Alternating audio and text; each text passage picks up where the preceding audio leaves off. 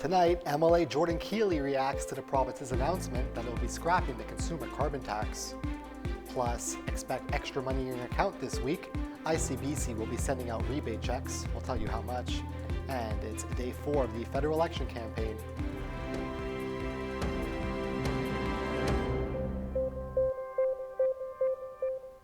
Good evening and thank you for joining us. I'm Jeff Cunha. We begin tonight with reaction to the provincial government's announcement that the consumer carbon tax will be scrapped as of April 1st. Peace River North MLA Jordan Keeley now concerned as to where the money will come from to fill the $1.5 billion hole being left in the provincial budget. There's going to be a decrease in that tax revenue, and they now have to try and fulfill their budget. So where is that money going to come from? And I think that's where it leaves me very speculative. The MLA also shared concern of a potential increase in hydro rates as a result. Premier David Eby announced the province will cut the consumer tax after Mark Carney's decision to scrap the federal tax. While BC is removing the carbon tax on people, it will still hold big industrial emitters accountable for the carbon pricing system. The ministry acknowledged removing the tax would require change, but expects fuel and gas retailers to ensure customers aren't charged. Keeley adds oversight from the government is needed to make sure people aren't gouged. It comes as some gas stations in Fort St. John saw a dramatic jump in prices overnight, hovering $1.75 per liter. The legislation is set to be tabled on Monday. The city of Fort St. John is warning of a texting scam. In a social media post, the city says they've received multiple reports of texts being received locally. The texts telling residents they have outstanding parking fines. The city adds they will not contact you via text message for any outstanding payments on city accounts. They are urging you to protect yourself by following tips provided by the Government of Canada's Anti-Fraud Centre. Mail-in ballot applications are open today for the Tumbler Ridge by-election. David Thompson, Donald McPherson, Keith Berstrand, and Natasha Doherty are all looking to win a seat on council.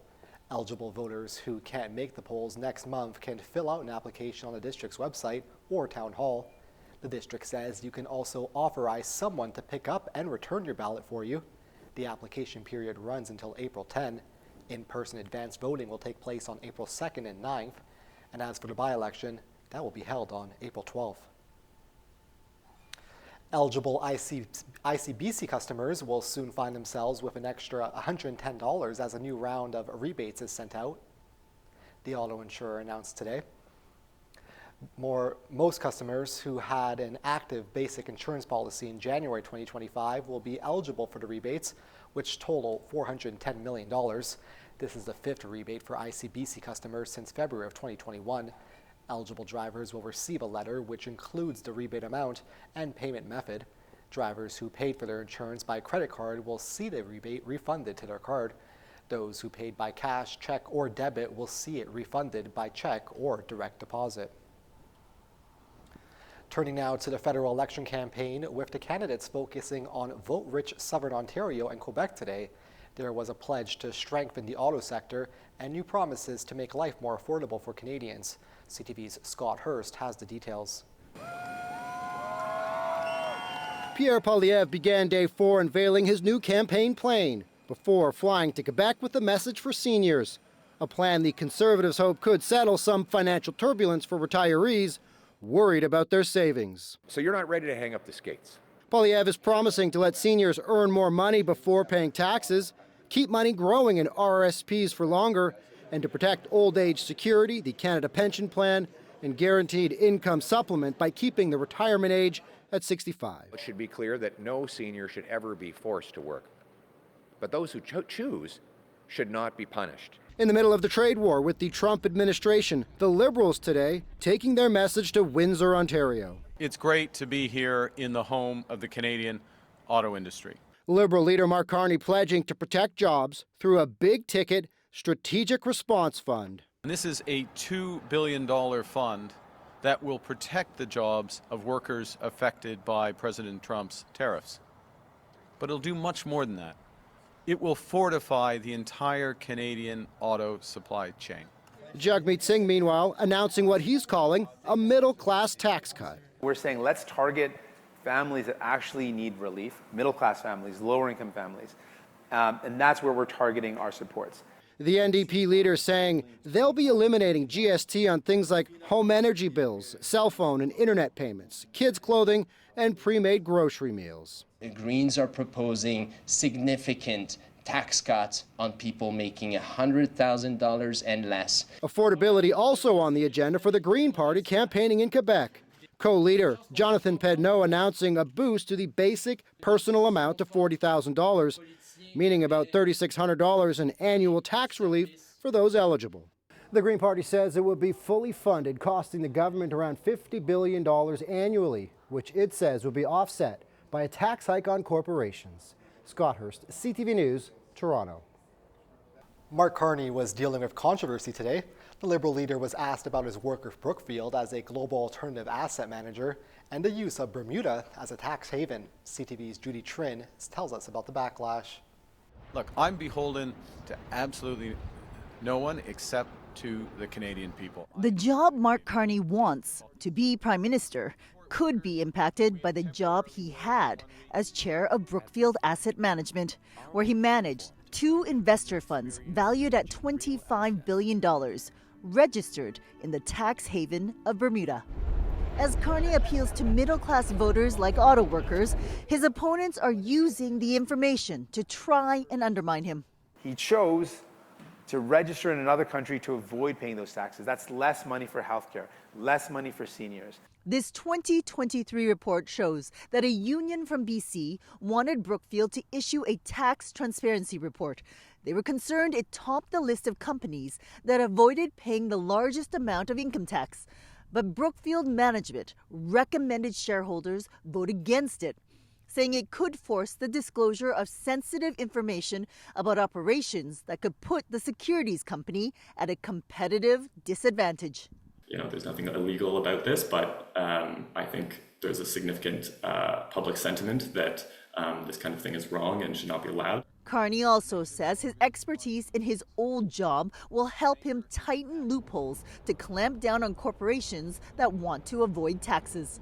I understand how the world works and the structure works, and have the ability to put in place all of the necessary rules to ensure that the appropriate taxes are paid here in Canada. He says he knows how the world works. He knows how to make it work for him and against you. On day 4 of the federal election, Carney will stop in 3 cities in southwestern Ontario: Windsor, London, and Kitchener, the manufacturing heart of Canada. Carney will continue trying to connect with workers while the opposition continues to try to paint him as an elitist. As Hudson's Bay moves ahead with plans to wind down its 400-year-old business and close 96 stores, it's also planning to pay up $3 million in bonuses to its top managers and executives. But it won't pay severance to thousands of frontline employees who will soon lose their jobs. CTV's Heather Wright is in Toronto with the revelation that is unsurprisingly not going down too well. Hudson's Bay was back in court today asking a judge to approve a restructuring agreement that would give it a short timeline to save the 6 stores that have so far been excluded from the restructuring plan. Various stakeholders, including lawyers representing some of the more than 9,000 employees set to lose their jobs, oppose this plan, which sets an April 7th deadline to repay senior lenders.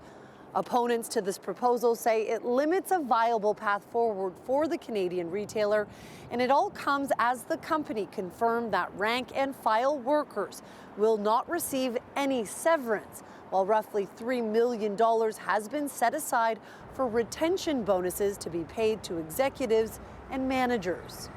These bonuses are to some extent a necessary evil, in the sense that the natural inclination of most employees when they see that the ship is sinking is going to be to jump ship and to try and find jobs elsewhere.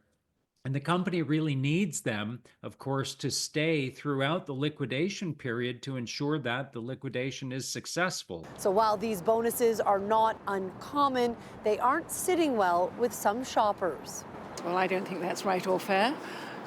So they already have too much money probably in the first place. It's not much different from what we hear a lot of the time, and it's very unfortunate. While employees would have access to the Wage Earner Protection Program, those payments would not commence until all workers are laid off, and that could take months. This case will be back in court tomorrow. Back here at home, while many Canadians struggle to afford a primary residence, a new report shows that the price of a vacation home in the country are expected to rise. The report from Royal LePage says demand still outpaces supply. The median price of a single-family home in Canada's recreational regions is expected to rise 4% year over year to nearly $653,000. While basic affordability is top of mind for many, Royal LePage says falling interest rates have helped sustain demand for vacation properties. Transport Canada is freezing rebate payments for Tesla until each claim is individually investigated. The move comes after revelations the EV maker suspiciously filed for rebates. 4 Tesla locations in Canada submitted paperwork for the sale of 8,600 vehicles over a 72-hour period in the final days of the rebate program. In January, amounting to more than $40 million in claims.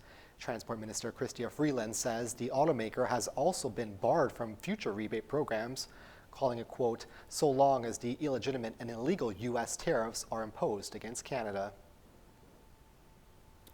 As school boards pursue lawsuits over the impact of social media platforms on students, Instagram is rolling out what it's calling School Partnership Program. The social media site says the program works directly with middle schools and high schools impacted by online bullying and harmful content. Instagram says it will carry out prioritized reviews of any potentially rule-breaking posts if they're reported by a participating institution. The initiative also promises resources for educators, parents, and guardians to help teens navigate Instagram safely. Right now, the School Partnership Program is only available in the U.S. The U.S. Director of National Security Intelligence now admits it was a mistake by adding a journalist to a group messaging chat that discussed sensitive war plans. National Security Advisor has taken full responsibility for this, and the National Security Council is conducting an in-depth review along with technical experts working to determine how this reporter was inadvertently added to this chat. Today, The Atlantic published additional messages for the group chat about a planned U.S. attack against Houthi militants in Yemen. The Atlantic's director-in-chief received the messages 2 hours before the attack. They contain precise operational details about strikes. U.S. Defense Secretary Pete Hegseth says, and other Trump officials have claimed no war plans were discussed during the chat and that the information shared was not classified. Deadly wildfires are ravaging parts of South Korea, the worst in the country's history. At least 24 people are dead, with thousands more forced from their homes.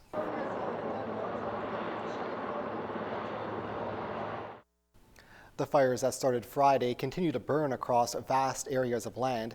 It destroyed historic temples, houses, and factories. Dry winds are fanning flames, and officials say 5 firefighters have been killed. And a cargo plane made a dramatic emergency landing at an airport in Russia today. Surveillance video shows the aircraft sliding on a snowy runway in Siberia. It then skids before coming to a complete stop. 8 crew members on board were not hurt. Officials say the left landing gear failed right before the plane touched down. We'll be right back with weather, but first, here's a look at the closing market numbers for today.